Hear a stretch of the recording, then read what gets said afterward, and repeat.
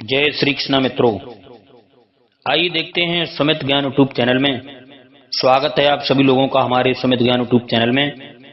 सभी दर्शकों से मेरी तरफ से जय श्री कृष्ण, जय श्री सीताराम। आज आप लोगों के समक्ष में ये बताने के लिए जा रहा हूं कि श्रीमद् भागवत कथा का कराने का नियम क्या होता है, सुनने का नियम क्या होता है। तो सभी श्रोता लोग हमारे वीडियो में अंत तक बने रहें और संपूर्ण जानकारी पाएं। श्री सनकादिक जी बोले, हे नारद जी, अब आप श्रीमद् भागवत पारायण की विधि का वर्णन सुनिए। सप्ताह पारायण की विधि मनुष्यों के धन पर निर्भर है। इस पारायण में एक विवाह के समान धन व्यय किया जाता है। इसके लिए उत्तम मास भाद्र मास, आश्विनी, कार्तिक, अगहन, आषाढ़ तथा श्रावण हैं। इन महीनों में श्रोतागणों को कथा श्रवण करने से मोक्ष प्राप्त होती है। इन महीनों में भद्रा और व्यतिपात आदि को बचाना चाहिए। इस कथा के आरंभ से प्रथम सब नगर, ग्रामों तथा गृह गृह में इसका समाचार भेज देना चाहिए जिससे सभी को इसकी सूचना हो जाए और कथा में सम्मिलित होवें। स्त्री, शूद्र, विरक्त, वैष्णव, हरिजन सभी को निमंत्रण करना चाहिए।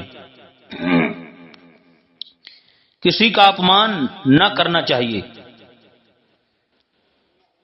कथा श्रवण का स्थान नदी का तट, तीर्थ स्थान, वन में अथवा अपने गृह में उत्तम होता है। मित्रों, उस स्थान को भली प्रकार सजाकर झाड़ बुहार करके लीप पोत कर अथवा धोकर गेरू अन्न आदि के चौक बनावें। सब स्थान स्वच्छ और सुगंधित युक्त केले के खम्भों तथा ताम्र के पत्तों से सजावें। कथावाचक के लिए सुंदर मंडप जो पात्र, पुष्प, फल, झंडियों आदि से सजा हुआ हो बनावें। वक्ता के लिए उत्तम व्यास गद्दी लगाएं।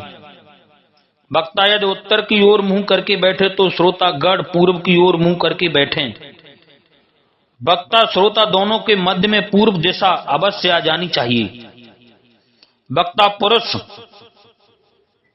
पुरुष होना चाहिए, विष्णु भक्त हो। ये बात मैं नहीं कह रहा हूं, सुख सागर में जो प्रमाण है वो मैं आपके लिए दे रहा हूं। कहते वक्ता पुरुष, विष्णु भक्त, विवेकी और दृष्टांत देकर समझाने वाला विद्वान ब्राह्मण होवे। लंपट, लोभी, नास्तिक ऐसे ब्राह्मण को वक्ता न बनाना चाहिए। वक्ता कथा प्रारंभ वाले दिन से प्रथम दिन छौर करा ले और फिर कथा के मध्य में न करावे। श्रोतागण कथा आरंभ से 2 घड़ी पूर्व शौच, स्नान आदि नित्य क्रियाओं से एवं संध्या वंदन आदि से निवृत्त होकर कथा स्थान पर आ जावें। सर्वप्रथम कथा आरंभ होने से पहले श्री गणेश जी का पूजन होना चाहिए। तत्पश्चात पितृगणों का तर्पण पूर्व पापों की शुद्धि के निमित्त होना चाहिए। फिर षोडशोपचार से श्री कृष्णचंद्र की विधि व्रत पूजन होनी चाहिए। उनको नमस्कार, प्रदक्षिणा तथा कीर्तन होना चाहिए। धूप, दीप, चंदन आदि से श्रीमद् भागवत की पूजा होनी चाहिए। नारियल का फल भी भेंट करना चाहिए। तत्पश्चात वक्ता का पूजन होना चाहिए। उसको सुंदर वस्त्र, आभूषण तथा माला से शोभित करना चाहिए। फिर नियमित कथा श्रवण का वचन लेकर वक्ता के सम्मुख बैठे तथा यथाशक्ति ब्राह्मणों को धन देकर 12 अक्षर का जप करावें। विद्वान वक्ता सूर्योदय से कथा आरंभ करें और 3:30 पहर तक मध्यम स्वर से भली प्रकार समझाकर कथा कहें। मध्याह्न में 2 घड़ी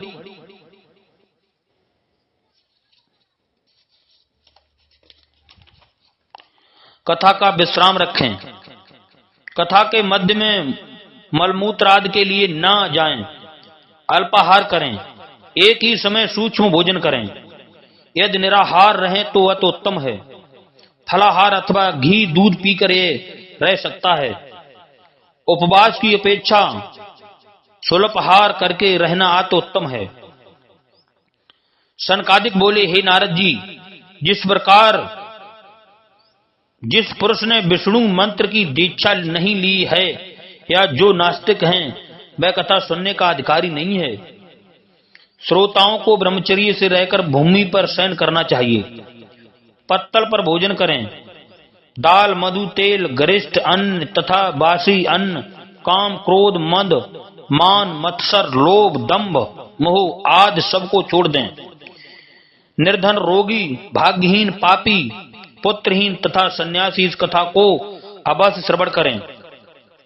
बंध्या स्त्री को पुत्र प्राप्ति होता है। इस प्रकार कथा समाप्त होने पर उसका उद्धापन करना चाहिए, किंतु भगवत भक्तों के लिए उद्धापन की आवश्यकता नहीं है, वे तो श्रवण मात्र से ही पवित्र हो जाते हैं। फल की आशा करने वाले को जन्माष्टमी व्रत की भांति उद्धापन करना चाहिए। सप्ताह पारायण समाप्त होने पर श्रोतागणों को वक्ता की भली भांत पूजा करनी चाहिए। मृदंग, झांझ आदि से हर कीर्तन करना चाहिए। दरिद्र याचकों तथा ब्राह्मणों को धन,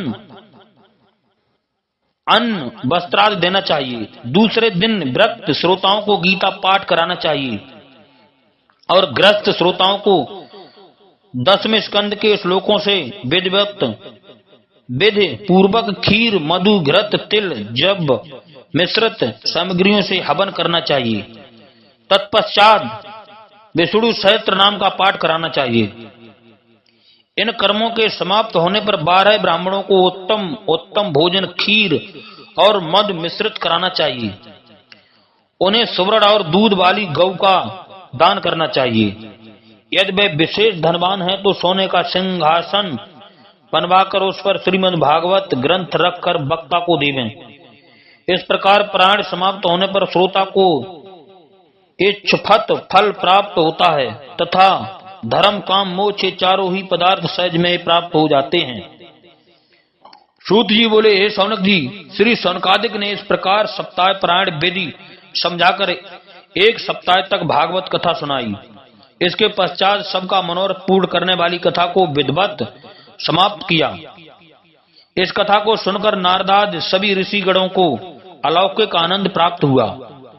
सूत जी बोले, हे शौनक जी, जब यह कथा को हो रही थी उसी समय योगेश्वर श्री सुखदेव जी पधारे। श्री सुखदेव जी की आयु तो सैकड़ों वर्षों की है, किंतु वे 16 वर्ष के ही प्रतीत होते हैं। वे ठीक कथा समाप्त के दिन ही पधारे। उस समय भी वे मन ही मन श्रीमद् भागवत कथा का पाठ कर रहे थे। श्री सुखदेव जी को देखकर सभी श्रोतागण खड़े हो गए और उनको आदर सहित उच्च आसन पर बिठाया। श्री नारद जी ने उनकी विधिवत पूजा की। जब श्री सुखदेव जी बैठ गए तब उन्होंने इस प्रकार कहा, हे श्रोतागणों, यह श्रीमद् भागवत वेद, वेदांत एवं प्राणों का सार रूप कल्प वृक्ष का परिपक्व फल है। सुखदेव रूपी तोते के मुखार बिंद से निकलने के कारण यह अति आनंद देने वाले अमृत से सिंची हुई है। इस फल में छिलका, गुठली आदि कुछ भी नहीं, केवल इसमें रस है। सभी प्राणियों को निरंतर इस दिव्य रस का पान करते रहना चाहिए। इसके द्वारा परब्रह्म भगवान श्री कृष्ण की प्राप्ति शीघ्र होती है। श्री सूत जी बोले, हे शौनक जी, श्री सुखदेव जी इस प्रकार अपना प्रवचन कर ही रहे थे कि सभा मध्य में अपने पार्षद प्रहलाद, बल, उद्धव और अर्जुन सहित भगवान श्री कृष्ण चंद्र जी स्वयं प्रकट हुए। तब नारद जी ने भगवान की यथा योग्य विधिवत पूजा करके उच्चासन पर बिठाया और उनके सम्मुख हर कीर्तन सब श्रोतागणों के साथ करने लगे। उस कीर्तन के आनंद से विभोर होकर शिव, पार्वती तथा ब्रह्मा जी भी आ गए और अब कीर्तन बड़ी अपूर्व ध्वनि से आनंद पूर्वक होने लगा। नारद जी ने बीड़ा बजाई, उद्धव जी ने मंजीरा तथा प्रहलाद जी ने खरताल बजाई, अर्जुन ने राग आलापे, इंद्र ने मृदंग बजाया, सनकादिक मुनीश्वरों ने जय घोष की तथा सुखदेव जी ने सबको कीर्तन के भाव बताए। इन सब के मध्य में भक्ति, ज्ञान और वैराग परम तेजस्वी होकर नृत्य करने लगे। इस प्रकार कथा तथा कीर्तन से प्रसन्न होकर भगवान ने अपने भक्तजनों से कहा, तुम लोग वर मांगो। तब सब भक्तों ने मिलकर यही कहा, हे भगवान, केवल हमारी यही इच्छा है कि जहाँ कहीं भी सप्ताह पारायण हो वहां पर आप अवश्य पधारें। भगवान श्री कृष्ण चंद तथास्तु कहकर पार्षदों सहित अंतर्ध्यान हो गए। तत्पश्चात सब ऋषिगण अपने अपने सुधामों को चले गए। श्री सूत जी बोले, भगवान श्री कृष्ण चंद के सुधाम गमन के पश्चात कलयुग में 30 वर्ष व्यतीत होने पर भाद्रपद शुक्ल नवमी को श्री सुखदेव जी ने राजा परीक्षित को यह कथा सुनाई थी।